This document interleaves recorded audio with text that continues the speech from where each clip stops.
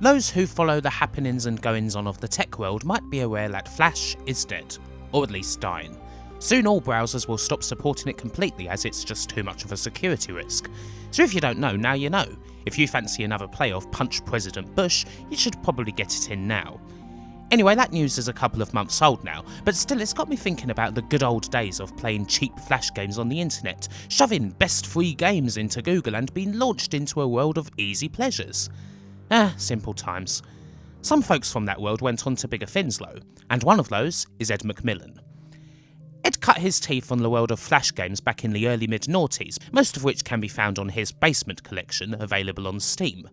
There's certain themes running through a lot of his games, mostly of the scatological and generally grotesque variety, a lot of which take cues from things like his influences and his upbringing, which we'll talk about soon enough. His games are very distinctive and, me personally, I'm a big fan. Now, seeing as it takes ages for any kind of news to reach me, ZX Spectrums aren't that fast after all, I've only just been made aware of the existence of his latest game, The End Is Nigh, which I will likely be playing and making a video about.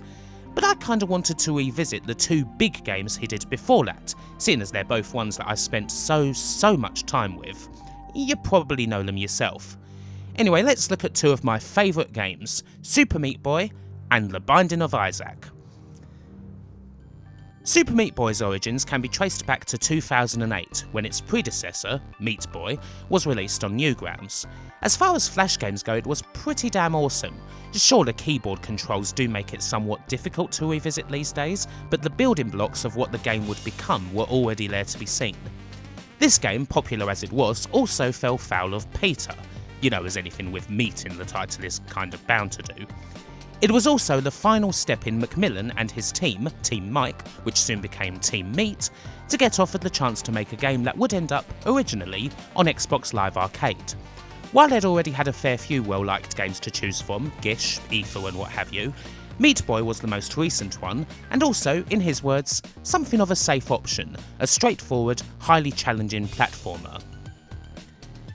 The development of Super Meat Boy was of course chronicled in the documentary Indie Game, which shows some of the various stresses that McMillan and his main partner, Tommy Refenes, dealt with in getting the game done. Many people have argued over whether said docu puts McMillan and Refenes in a bad light or not, and my own opinions of Indie Game as a film are somewhat negative, but what's pretty clear is that it was one intense and stressful grind. Still, Super Meat Boy came out in the summer of 2010 as a part of Xbox's Summer of Arcade programme. This look at SMB isn't so much meant to be a full-on look into the ways and hows of its development, it's kinda more a personal remembrance.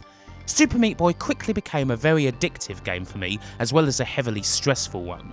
The difficulty level is legendary. All of the game's levels are usually completable within a minute, if not way less, but it can take a hell of a lot to get there. I downloaded Super Meat Boy and played it continuously, unable to fully let go until I beat it a few hours later. I mean, I say beat, I saw the ending, but there was a lot more to do. It was a day of shouting, swearing, thrown controllers, kinda stressful. Even if you're not one to stress out from gaming, which I am, Super Meat Boy can have that effect on you. So I beat it and then I didn't touch it for a couple of months. My general thoughts on it were, yeah, it's real good, but holy shit is it annoying. And yet I remained quite curious. I knew that while I'd beaten the game, I hadn't really. There was so much more I hadn't seen. What's the Dark World like? What's the Cotton Alley? How about all the unlockable characters? What else is there, basically? So eventually I sat down and played it again, and the game kinda took over my life for a couple of months as I got to a stage where gradually I got pretty freaking good at Super Meat Boy, able to sail smoothly through levels that once upon a time had taken me an hour or so to beat. Now generally, I'm not someone who's good at completing games. My mind wanders and I end up focusing on something else. I don't beat games that often. Super Meat Boy is one of the very few games that I've not only beaten, but 100%ed. A+ on every level, every character unlocked, every warp zone, every bandage got. As far as gaming achievements go, for what they're worth, it's definitely the hardest one I've done. Even as my skill level improved, some challenges were still something else. Like this, for example, the warp zone where you unlock the kid from I Wanna Be the Guy, SMB's nod to a game that was still considered the king of hard platformers in 2010. This took me about a week just to complete 3 levels. Nowadays I'm barely able to get halfway through the first screen before I think, nah, I'm good. But I couldn't describe to you the elation I felt on completing it. Loving Super Meat Boy wasn't exactly something that came naturally, but over the course of those 2 months or so, doing everything to achieve the Golden God achievement, I learned to love it. It's certainly one of my favourite platformers of all time, and even if it's a game that just about everyone has likely played by now, I still want to write about it and think about just what makes it such a great game. Hell, I still revisit it again from time to time, even if I probably couldn't even think about 100% in the game today, as my skills are nowhere near what they once were. I'm still able to make it through. Now, as mentioned, the levels in SMB are very short indeed, mostly made to be beaten in way less than a minute. As you go through these stages, you really feel as if you're learning every single bit about them. And sure, a lot of that is achieved through repetition, getting that bit further with each death. Still, this is something that gradually teaches you about the game as a whole. As you play through it again and again, feats that at one time seemed impossible almost become easy. It becomes a lot easier to recognise the layout of the stage and think about what you have to do. This is the goal of most games naturally, but Super Meat Boy makes it very obvious. There's nothing really hidden about the game, it's all there in the level design. As hard as it is, it doesn't take any big twists on you, and when you screw up, you're responsible for it. The game doesn't really do cheap deaths, and every obstacle is learnable. At its best, streaming through a level in SMB feels like the best representation of parkour in a video game. You move so fast, and you're capable of some incredible feats. Sure, there's often multiple ways through a level, but the most spectacular and quickest is usually the most fun. For a game with such simple controls, there's a lot you can do depending on how slow or fast you play. And obviously I recommend going as fast as possible at all times. When I first played this game I went as slow as I could almost, and honestly it wasn't that fun. Super Meat Boy kind of taught me how to play fast as hell, and love doing it. Hell, in many ways it's spoiled a lot of other platformers for me, as now going fast is kind of my default setting thanks to this game. Art-wise, the game's certainly got a lot going for it. Obviously there's an incredible amount of callbacks to the classics, everything from the initials of the game itself, to all the takeoffs of NES intros, to the game's warp zones are just big hits of nostalgia. And then there's the nods to other indie games, being able to play as the likes of Ogmo from Jumpman, Commander Video from the Bit Trip games, or the Kid from I Wanna Be the Guy, just to name a few, and having their signature abilities available to you, which can certainly change how you play the game. As for the look of the game itself, it's workmanlike but effective with the little things. The blood trails, the little creatures about, and those big old replays where you get to see all the deaths that brought you to the end of the level. A genius idea. Having that fantastic Danny Baranowski soundtrack helps a lot too. Super Meat Boy is one of those special games. I hadn't really played it, as in really got into it, for years before making this video, and I was worried that my memories of it, the process of learning, would end up not being correct. And to be honest, I needn't have. As I played through the game, I found the same thing happening again. That process of gradually getting better at this incredibly hard game makes so natural and easy almost. Maybe if I was willing to devote a couple months to it, I could 100% it again, or 107% it, if I had the time. It might just be my favourite indie game of all time, one that's almost difficult to talk about because it gets so much spot on. Even if I talked about some of the flaws, the odd rubbish level here and there, the generally bad bosses and what have you, it wouldn't take away from how fantastic the game is as a whole. For me, it's one of the best.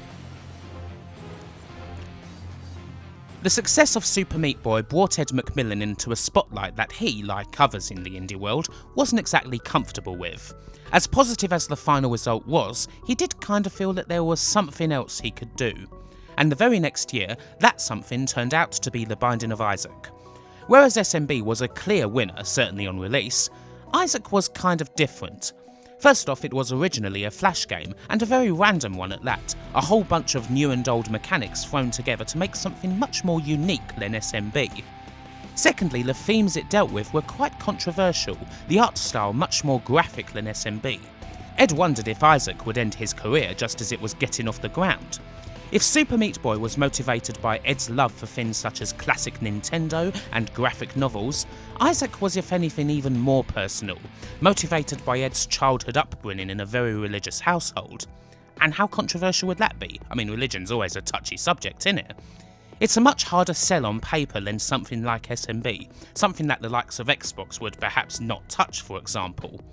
And in the end, The Binding of Isaac would go on to be massive. It'd certainly prove at the very least that SMB wasn't a fluke. The original Isaac in 2011 proved to be a very highly popular game. A lot of that was down to the random roguelike aspect of it, essentially a game where Zelda and Robotron have a bit of a fight in a room and throw piss and shit everywhere. It's also utterly randomised. No game is the same, there's hundreds of items that you can get, so many different rooms. It's the sort of thing that became mana for YouTubers and what have you, even more so than similar games like Spelunky. People still play it and record it to this day in all of its various versions. You play as Isaac, a baby who's running away from his mother, who intends to sacrifice him to the supposed voice of God that's inside her head.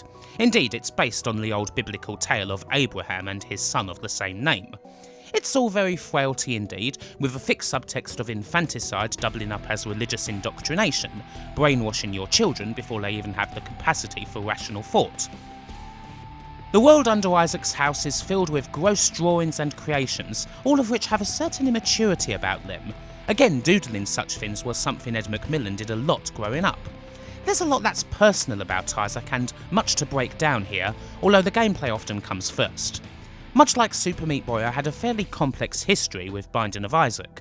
I liked the original a lot, but I was pretty terrible at it. Modern keyboard controls have always been kind of weak for me, I could never really get the dual stick approach the game took, and I usually died pretty quickly. Not as frustrating as Super Meat Boy by a long chalk, but not something I was good at. Anyway, even if it's just a flash game, the original Binding of Isaac was massively popular, so much so that, like Meat Boy before it, it became the prelude to the real deal. Binding of Isaac Rebirth, the super enhanced proper full version of the game released in November 2014. It obviously moves a lot smoother now that it's not a flash title, you can easily play it with a joypad as opposed to jumping through hoops with joy to key, and naturally the game's undergone a ton of changes, even though at its core, it's still Binding of Isaac. And this is where I jumped on the Isaac train again, and much like Super Meat Boy before it, I became utterly freaking hooked. It took over my life for about 3 months, I reckon. Despite the heavily random nature of Isaac, there is a big learning process to it, or at least a heightening of awareness, becoming more in tune with your surroundings. First off, you get better and better at moving around and using Isaac's tears, and then you learn how to spot possible hidden stuff like soul hearts or secret rooms. You develop strategies for the toughest enemies that you can quickly switch to and from depending on what's in the room. Something about the game does become kind of second nature, and again, McMillen's games are so damn good at that. Mind you, with all that learning, yeah, random is the big thing here. Isaac is all about the items, hundreds of them, all of which can have a huge effect on play. You get buddies, stat modifiers, different types of tiers, assorted reusables, the cards and the pills, all other kinds of shit. An infinite amount of combinations. The items tend to determine what sort of run you'll have. Sometimes you'll just get lucky, you'll start with some big damage ups, then you'll have big tiers and be on the way to something like Guppy by the end of the first 2 floors. And even if you're bad at the game, you'll have little trouble converting a start like that into a win. Other times, well, it gets tough. No good items or even items that make everything so much worse. It's all quite painful and, in the end, you'll just fall down. The items are the glorious thing about Binding of Isaac though, because they are so volatile. The items are not fair and balanced, instead they add chaos to the game. There's no traditional balance. It is very easy, with items, to utterly break this game in two, providing you get the items you need. Equally, it is very easy to make the game virtually impossible if you get the wrong items. Part of learning to play the game is recognising what every item does so you know which ones to avoid. That is, if you don't just embrace the chaos, which is what I tend to do. Out of this chaos, a certain balance does emerge. Most ones of Isaac are somewhere in the middle of this spectrum. The best ones of Isaac are those where you've been struggling all game, barely any hearts or power, a confused mess of items. until suddenly you just get that one item that turns everything around, synergizes everything together, and results in a turnabout harder than a Phoenix White case. Suddenly this mess of a setup converges into an awesome game breaker. And a win in Isaac is never not satisfying. You worked hard to break that game. The items are by and large what separates Isaac from other modern roguelike hybrids like Spelunky, where the majority of items are generally designed to help you in some way. Winning in Isaac is of course something that you have to do repeatedly in order to see all that the game has to offer. Eventually, after many failures, you'll beat Mom and get the first win. But that's nothing really, it just unlocks Mom's room for the next go round, allowing you to beat Mom's heart, followed by It Lives, not to mention Isaac himself in the cathedral. My ultimate goal, which took quite a bit of time to achieve, was beating the chest. You have to beat the game fully around about 15 or so times to even unlock that and fight the blue baby. You also unlock a bunch more items through this process. It was tough as hell, but finally gave me a proper ending of sorts. Very rewarding indeed. And then there's the art, of course. Isaac could be considered somewhat scatological, maybe even crass if you're just giving it a passing look, but there's more to it. It's like childhood drawings of all these little pieces of flesh, bits of the human body. It's like a giant scab that you've put under a microscope, but in a good way. Not realistic, not overly fantastic, just childlike. I don't often encounter games that have so many memorable monsters in the way that Isaac does. Just thinking about it gives me a rogues gallery of the various enemies inside my head. Not to mention how the items you get make changes to Isaac himself, sometimes in quite gruesome ways. A lot of it is certainly dark, in a way that a game where a crying baby escapes his psychotic mother by doing things such as, say, locking himself in a chest and asphyxiating would presumably be, but it comes from an intensely focused place. Ed got the full-blown dose of religion growing up, devout Catholics on one side, born-again Christians on the other. Two people who believe in the same thing but in very different ways. I imagine it can be quite exhausting. So what do? You just retreat into the mind and doodle. Ultimately, it's a huge winner. A brilliant game that combines the most chaotic aspects of roguelikes with good old-fashioned arena shooter gameplay, addictive as all hell because you never quite know what you're going to get next. Every treasure room is like a gamble, and there's so much there that the game could take you over for months, if not years. People still play this all the time now. It shows in the sales too. The safe game, Super Meat Boy, has sold over 1 million. The risky one, the potential career killer, Binding of Isaac, has more than tripled that through all of its various incarnations, from the original to Rebirth and its Afterbirth DLC, and releases on various platforms. One of the greatest games I've ever played, and one of the most painfully gripping. So there we are, a look at two fantastic games from the mind of one particularly great modern developer. As hard as it is to keep up with gaming these days, I always look to see what Ed McMillen's doing, because chances are it's something that'll interest me greatly.